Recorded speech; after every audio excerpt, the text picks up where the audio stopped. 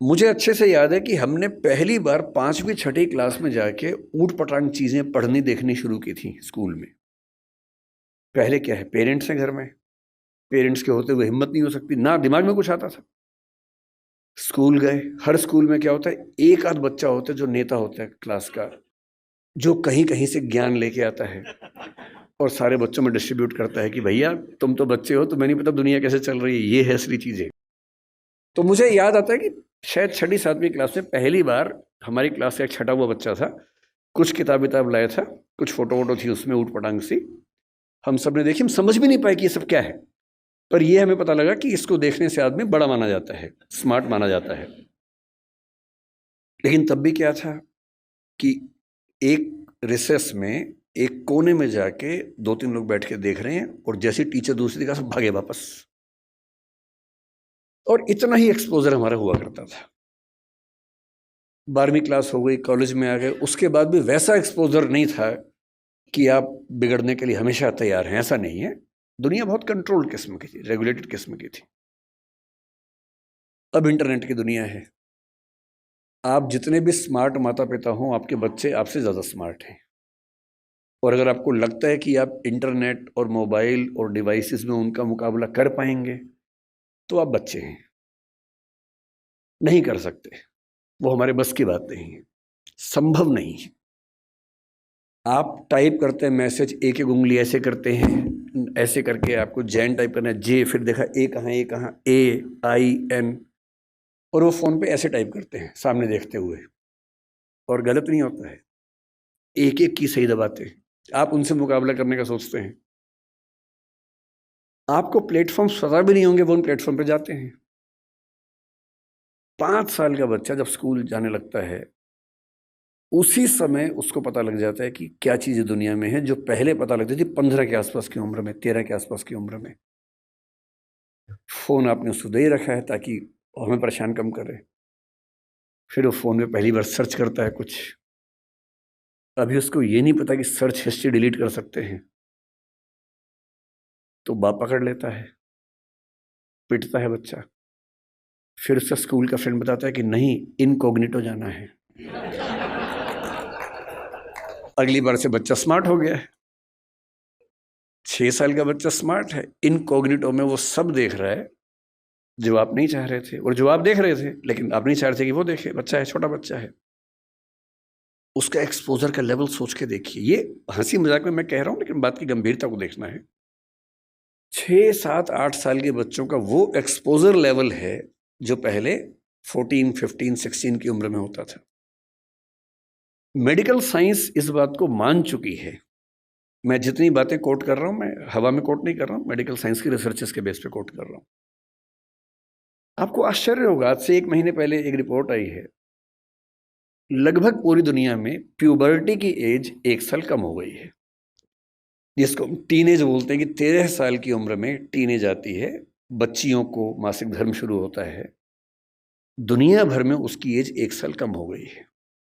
और ये ऐसे नहीं हो गई है, ये एक्सपोजर से होती है। लड़के भी जल्दी मैच्योर हो रहे हैं। जो हरकतें 15 16 18 में ठीक लगती हैं, किसी बच्चे के मन में भाव आने चाहिए, 8 9 10 में वैसी बातें हो रही हैं। ये तो फिर भी छोटी बात है। इसके बाद जो होता है तो बच्चे ही, एक्सपोजर बहुत बड़ा मिल गया है। जब वो नेट पे जाते हैं, तो नेट पे जो पिशाच बैठे हुए हैं दुनिया भर में, जो साइबर ठग हैं, जो साइबर क्रिमिनल्स हैं, वो इसी ताक में हैं कि बच्चे मिल जाएं। उनको पता है कि बच्चे का मनोविज्ञान क्या है। वो हैकर्स हैं, वो हैक कर लेंगे कि उस बच्चे ने क्या क्या सर्च किया है, उसकी पूरी कुंडली खोल लेंगे कि बच्चे का इस समय मन कहाँ अटका हुआ है। अगर 9 10 11 12 साल का कोई लड़का है जो कुछ ऐसे वीडियोस देख रहा था या इमेजेस देख रहा था, उसमें भी देख रहे हैं कि कैसी रेस, वाइट रेस उसको पसंद है कि इंडियन तरह के लोग पसंद हैं, फिर उनकी तरफ से उसी रेस का वैसा ही सुंदर दिखने वाला व्यक्ति, फीमेल, और यदि कोई बच्ची है तो वो मेल, उससे इंटरेक्शन शुरू करेगा, उससे बातचीत होने लगेगी। धीरे धीरे उसको वो उलझाएगा अपनी बातों में। वो बच्चा तो माँ बाप से छुप के कर रहा है सब, माँ बाप को पता ही नहीं है। और फिर वो उस बच्चे को प्रलोभन बहुत बड़े बड़े मिलेंगे।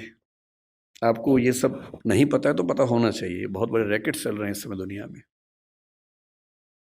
11-12 साल का एक लड़का अपने कमरे में लैपटॉप पे वीडियो चैट कर रहा है, शायद एक ऑस्ट्रेलियन लड़की से जिसकी उम्र 21-22-25 साल है, और वो उससे मीठी मीठी बातें कर रही है। और फिर वो उससे कह रही है कि देखो, तुम इतने सुंदर हो, मैं तुम्हें देखना चाहती हूँ, तुम भी मुझे देखो। फिर वो अपने थोड़े से कपड़े उतारती है, उसको कहती है कि तुम भी ऐसा, वो तो प्रोफेशनल है, तुम भी ऐसा करो। और वो बच्चा जिसको कुछ नहीं पता कि ये दुनिया कैसी है, वो कुछ कर बैठता है, और ये पूरा वीडियो रिकॉर्ड हो रहा है। और जैसी ऐसी चीज होती है, उसके बाद खट से मैसेज आता है कि अगर 2 घंटे में इस अकाउंट में $500 जमा नहीं किए तो ये वीडियो क्लिप तुम्हारे पापा मम्मी, तुम्हारा इंस्टा अकाउंट मेरे पास है, इंस्टा अकाउंट में जितने तुम्हारे फ्रेंड्स हैं उन सबके पास चला जाएगा, सबके ईमेल आईडी मेरे पास है। इसको बोलते हैं सेक्सटॉर्शन। और ये इस समय टीनेजर्स की दुनिया की सबसे बड़ी क्राइसिस है। बड़ी बात नहीं है कि हम में से किसी का बच्चा झेल चुका हो, बड़ी बात तब होगी जब उसने आपको बताया हो। और अगर आपको नहीं बताया है और आप इस खुशफहमी में है कि ऐसा हमारे बच्चे को हो ही नहीं सकता, तो फिर कह रहा हूं कि हम इस बात से अनजान हैं कि हम किस स्थिति में हैं। अपने बच्चों से बात करना शुरू कर दीजिए। पहली बात तो ऐसा ना हो, और हो जाए तो आपसे बात कर लें। कई बच्चे झेल नहीं पाते, पैसा होता नहीं है, पैसा होता तो देते हैं। और $500 का मामला नहीं है, वो पहली बार का मामला है, उसके बाद फिर उतना मामला है, अगली बार फिर उतना मामला है। और ये ध्यान रखना है कि किसी बच्चे के साथ ये करने के लिए वीडियो रिकॉर्डिंग की जरूरत भी नहीं है। हम एआई के जमाने में हैं, डीप फेक से कुछ भी हो सकता है। किसी आर्टिफिशियल इंटेलिजेंस जो फोटोग्राफी बेस्ड ऐप है, सिर्फ इतना उसको कहना है कि ये फोटो है, सिंपल फोटो, स्कूल की फोटो, पासपोर्ट साइज फोटो उसको देनी है, और कहना है कि इस फोटो को एक ऐसी फोटो में तब्दील कर दो कि ब्लैकमेल किया जा सके। किसी के साथ भी हो सकता है। बस कल को कभी हम में से किसी का बच्चा हमसे ये कहे कि देखो पापा, देखो मम्मी, ये फोटो मेरी लग रही है पर मेरी है नहीं, तो उसको मारना पीटना नहीं है, भरोसा कर लेना है कि ऐसा हो सकता है। तकनीक इस लेवल पे है। और एक और टेक्नोलॉजी जो भी पब्लिक डोमेन में नहीं आई है, कभी भी आ सकती है लेकिन बन चुकी है। वो क्या करती है, एक फोटो देनी है और प्रॉम्प्ट देना है कि इस फोटो के बेस पे वीडियो बनाओ, और वीडियो में ये होना चाहिए। आप जो चाहेंगे वीडियो बन जाएगा, आपका ही बन जाएगा। आप वो नहीं है। और आप क्या, इस दुनिया के बड़े बड़े टेक्निकल एक्सपर्ट्स नहीं बता पाएंगे कि ये वीडियो नकली है। इसको डीप फेक कहते हैं आजकल, डीप फेक। हमारे आपके बच्चे इस खतरे से गुजर रहे हैं, और ये आज नहीं तो कल हम सबके बच्चों को झेलना है। उन सबको समझाने की जरूरत है कि जब किसी से प्रेम भी करते हो, मान लीजिए आजकल बच्चों के प्रेम में क्या होता है, सबसे पहले पासवर्ड शेयर करते हैं कि तू मुझसे प्यार करती है, हाँ तो पासवर्ड दे, तू मुझसे प्यार करता है तो पासवर्ड दे। दोनों पासवर्ड देते हैं, फिर एक और आईडी बना लेते हैं अलग से, उसका पासवर्ड दे देते हैं। फिर उसके बाद भरोसा और कायम करना है। फिर रात को 2 बजे जब पेरेंट्स सो चुके हैं, फिर वीडियो कॉल करते हैं। भरोसा करती है, हाँ, तो फिर कपड़े उतार, वीडियो कॉल पे। ये खेल शुरू हो जाता है। अपने बच्चों को समझाना है, दुनिया का कोई भी इंसान कितना भी भरोसेमंद हो, ऐसी गलती ना करे। लड़का हो तो वो भी ना करे, लड़की हो तो वो भी ना करे। और ये हमारी पीढ़ी निकल गई है, हमें नहीं पता कि ये भी खतरे होते हैं। हमारी पीढ़ी में ये सब खतरे थे ही नहीं। हमने कम से कम ये सब नहीं झेला। हमारी पीढ़ी में ये था कि गलती से आप कहीं हैं, नहा रहे हैं, किसी ने देख भी लिया, फोटो नहीं खींच सकता था। फोटो खींचने के लिए फोटोग्राफर बुलाना पड़ता था बाहर से, या तो हर आदमी फोन लेके घूम रहा है।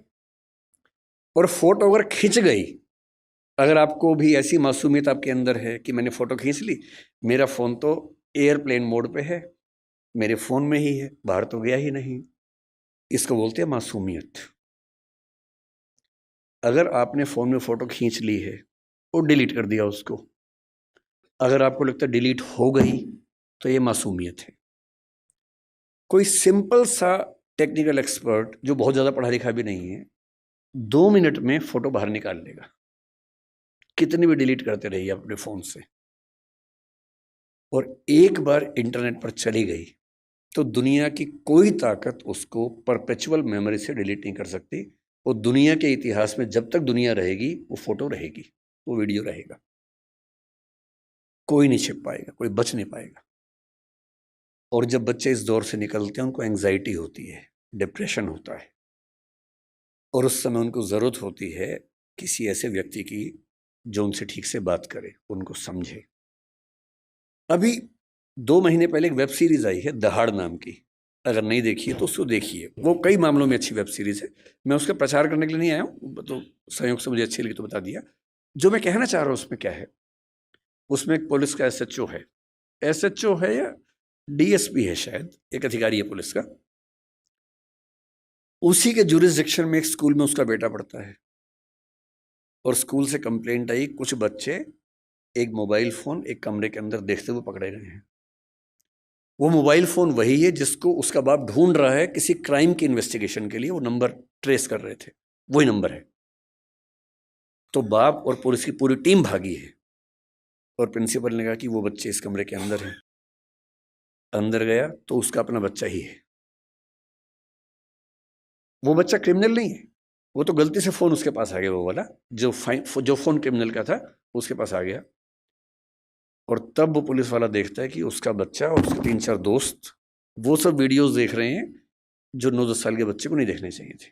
लेकिन उसके बाद सबसे इंटरेस्टिंग बात क्या है, घर जाके वो पुलिस ऑफिसर अपने बच्चे के साथ बैठता है, और कम से कम 2-3 मिनट का सीन है। किसी फिल्म या वेब सीरीज में 2-3 मिनट का मतलब बहुत बड़ी बात होती है। जब हम फिल्म लिखते हैं तो हमारा टारगेट होता है कि कोई भी सीन 1 मिनट से ऊपर का नहीं होना चाहिए किसी भी हाल में, वरना लोग बोर हो जाते हैं। मैक्सिमम 1 मिनट होता है। 2-2.5 मिनट तक एक थीम पर बात चल रही है, इसका मतलब डायरेक्टर चाह रहा है कि ये बात ठीक से पहुंचे। और बाप अपने बेटे को सिखा रहा है कि बेटा ये चीज़ें इस रूप में नहीं होनी चाहिए, इस रूप में होनी चाहिए, सही उम्र में होनी चाहिए। और तुम जो वीडियो देख रहे थे उसमें लड़की को ऑब्जेक्ट की तरह इस्तेमाल किया जा रहा था। लड़कियां ऑब्जेक्ट नहीं होती हैं, इंसान होती हैं। तुम्हारी माँ, तुम्हारी बहन भी लड़की है। ध्यान रखना, जिससे प्रेम करो, जिससे शादी करो, वैसा ही सलूक करना जो चाहते हो कि तुम्हारी बहन के साथ भी हो। ये होती है बाप की जिम्मेदारी, ये होती है माँ की जिम्मेदारी कि जब बच्चे उस रास्ते पर जाए तो उनको थोड़ा समझाए कि क्या करने की जरूरत है। इस दौर में पहली बार ऐसा हो रहा है कि ड्रग्स इतने आसानी से उपलब्ध हैं जो किसी और दौर में उपलब्ध नहीं थे।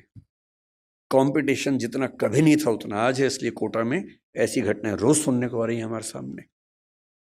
ग्लोबलाइजेशन ऐसा है कि कम से कम आपकी कम्युनिटी में, क्योंकि आपकी कम्युनिटी एक रिच कम्युनिटी है, जनरली आपके बच्चे देश से बाहर यात्रा करेंगे ही करेंगे, ग्लोबल बिजनेस बनाएंगे, कोई ऐसा बिजनेस बनाएंगे जो कई देशों में चलता हो, तो उनको आना जाना पड़ेगा ही पड़ेगा। एक ऐसी पीढ़ी जो ग्लोबल विलेज से कनेक्टेड है, इंटरनेट से कनेक्टेड है, एआई की दुनिया में है, उसके ऊपर जितने खतरे हैं उतने कभी नहीं थे। इसलिए पहली बात जो मैं कहना चाह रहा था वो ये है कि थोड़ा सा मुस्तैद हो जाने की ज़रूरत हम सबको है। बच्चों पे आरोप लगाना सबसे आसान काम है, तू है ही ऐसा, तू है ही वैसा। सही तरीका ये है कि हम समझे कि हमारी क्या जिम्मेदारी बनती है। मेरा तरीका ये है कि किसी विषय पर बात करने से पहले एकदम बेसिक बात से हम शुरू करें। कि जैसे मुझसे लोग कहते हैं कि भाई पेरेंट के तौर पे हमें क्या करना चाहिए, क्या नहीं करना चाहिए। तो मैं सबसे पहले बोलता हूँ कि मैं कोई खास पेरेंट नहीं हूँ, तो आप मुझे कोई 30 मार्क